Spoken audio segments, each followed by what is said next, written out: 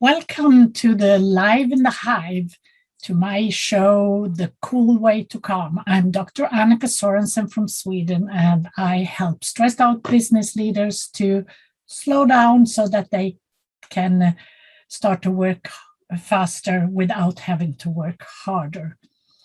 It's about finding the little pieces to have less stress in your life, and that's going to help you to do a better job and get more revenue in the end. In today's show, I want to talk about sleep. You know, sweet dreams for health and wellness, and for prosperity, and for good revenue to grow. You see, sleep is a basic thing in life. If we don't sleep, we die. So it's very important to care for your sleep and find out so that you get the best of it, the best for you and for your body and for your mind. And that's going to be the best for you in your life. You see, sleep is a basic function, like I said. It's regulated by internal clocks. We have clocks in here in the brain that regulates our things that we do in biology, and sleep is one of those things.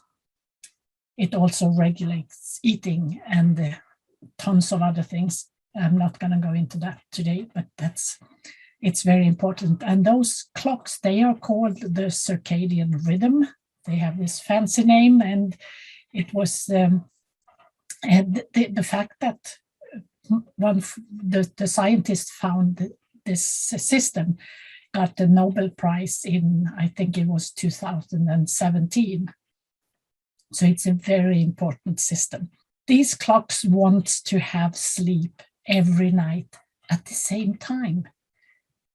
Same hours each day, even weekends, because the clocks in your brain has no idea if it's Sunday or Monday or whatever other day. It wants to do the work every day, every week. Setting of the week in work days and weekends, that's set by us. That's not set by biology. So regular time every day. That's the best for your sleep. For grown-ups, healthy grown-ups, it's somewhere around 7 to 9 hours per night is the best. And for younger people, they usually need a little bit more. And for elderly people, they can have just a little bit less, like up to 8 hours. And inadequate sleep gives a lot of problems for us. It can give obesity because there is like a glitch in the regulation of that fat system.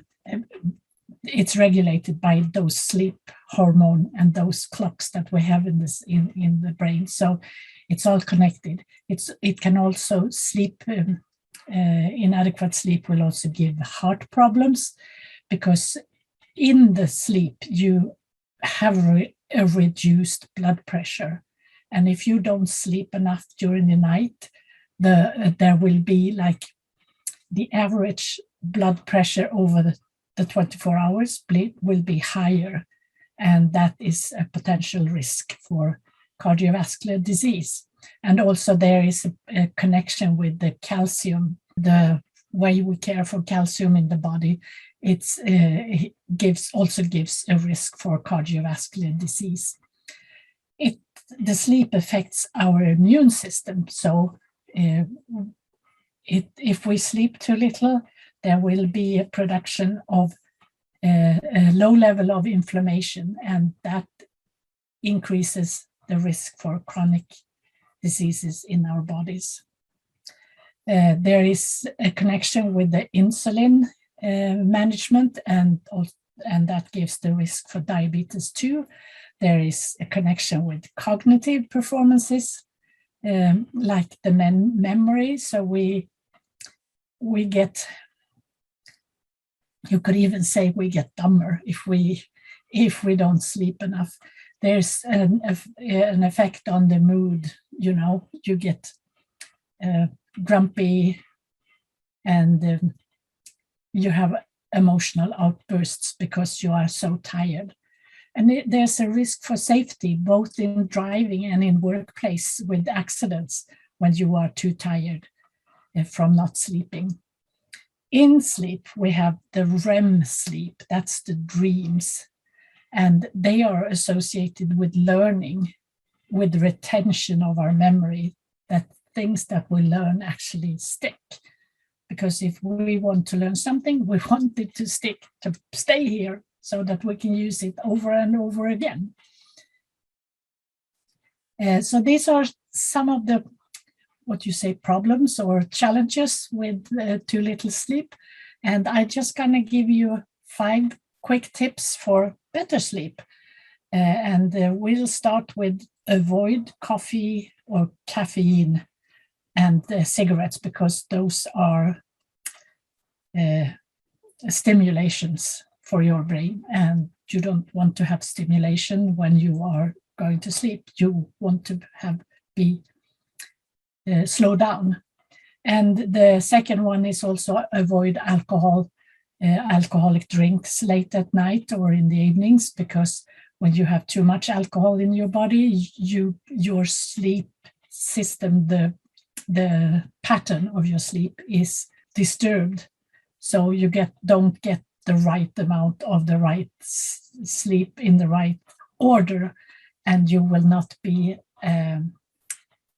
as good in the morning the next day, because you haven't had a really good night's sleep, even if you have slept, because alcohol is also something, if you take a drink in the evening, you will go to sleep from it. Something you have to learn how you react and how the system works. Then we have the third thing is to have daily physical activity, because that helps your body to want to rest at night and to sleep at night. And 30 minutes brisk walk daily is a very good thing to do for your sleep, actually. I would not advise to have the physical activity too close to bedtime, but an hour before at the most, at the closest, so that you're not in a hype when you actually are trying to go to sleep. And then you can optimize your sleep environment by avoiding bright light and TV, because the blue lights from those things, they block your sleep hormone melatonin, and you want to have the melatonin. And also have soft music, read nice books, not the ones that are kind of winding you up, because then you have to wind down again to get into your sleep. One could say you optimize your sleep environment by doing softer things the last hour before you go to bed. And also the last tip, the first one was coffee and cigarettes. The second one was about the alcohol. The third one is physical activity. The fourth one is optimizing your sleep environment, so that it's a good place to go to bed and that you are doing the right things before you go to bed. And the last one is to create a sleep routine. Be consistent. See that you do the same nice things to yourself the same each night, because that's also going to help you to actually go to sleep. Because if you have a system where your brains can rest in it, it will be so much easier for it to relax when you actually put your head on the pillow and you are going to sleep. And if you know that it usually takes 20 minutes before you actually fall asleep, then you have to set the routine so that you have those 20 minutes in a good place. Some people fall asleep after 5 or 10 minutes, and you know your routines, and you can actually do a sleep diary for a week or two before before setting this actual routine. And you do that by having a piece of paper on the side of you and write down what time you go to bed. And then the next morning you write how many times you woke up during the night, what time you wake up, if you feel that you have had a good night's sleep or a bad night's sleep, if you had dreamed something, and all those little things. You just do it like a little report in the morning. And if you do that for a week or two, then you will have a good overview of how your sleep actually is, what's going on in your sleep life. And that's going to help you to make better routines around it and to see that you do get your good sleep. And that's going to make you happy and healthy for so much longer in life. That's what I was going to talk about today. And if you want to have more information and more tips and tools around how to de-stress and to get your good and happy life, then you go to my website, askdrannika.com, askdrannika.com, and you find my free gift. It's a starter kit where you start to do things that will take you on a journey towards a less stressed life. So happy sleeping and happy working. Thank you very much.